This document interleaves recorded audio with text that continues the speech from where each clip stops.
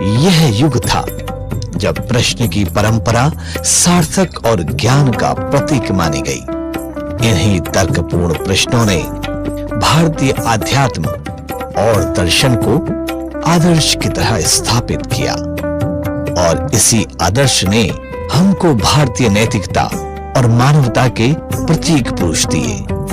ये काल अत्रि ऋषि का था, ये काल अगस्त्य का था और यही काल था पूंजी के स्वामी इंद्र और कुबेर का मान भंग करने वाले राजा रघु के वंशज दशरथ।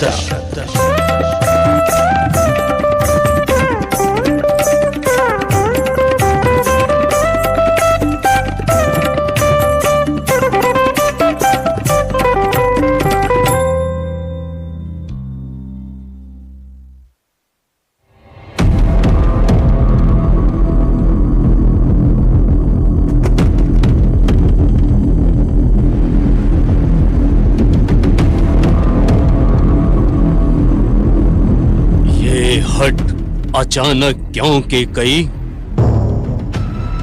आज जब राजसभा राम के अभिषेक की तैयारी कर रही है, तब तुम अचानक यहाँ? सब लोग तुम्हारे प्रिय राम के लिए उत्सव मना रहे हैं और तुम यहाँ क्रोधित बैठी हो। क्रोधित नहीं हूँ राजन, निराश हूँ।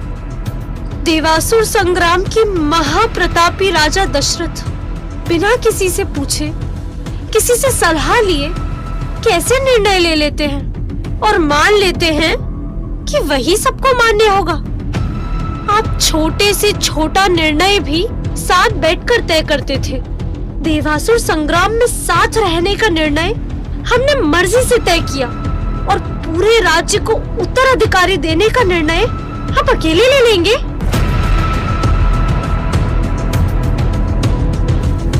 मैं मानता हूं, किंतु राम इसके सही उत्तराधिकारी हैं।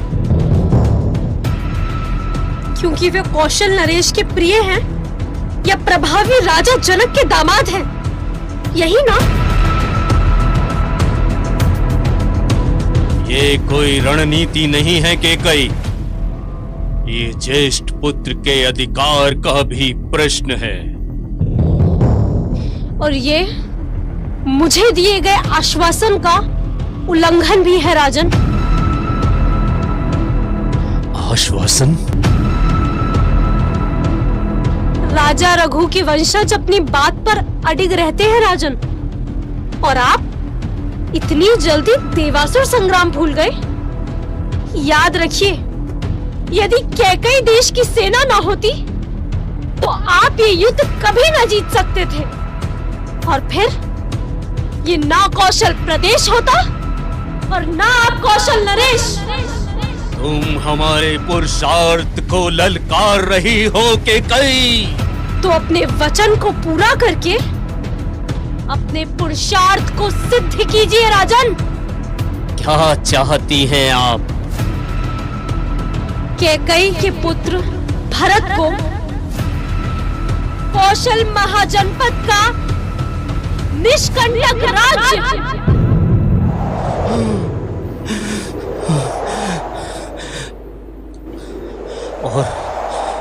और राम? आर्य सभ्यता की विजय के लिए युद्ध करें और उसी को अपना राज्य बनाएं। कैकई!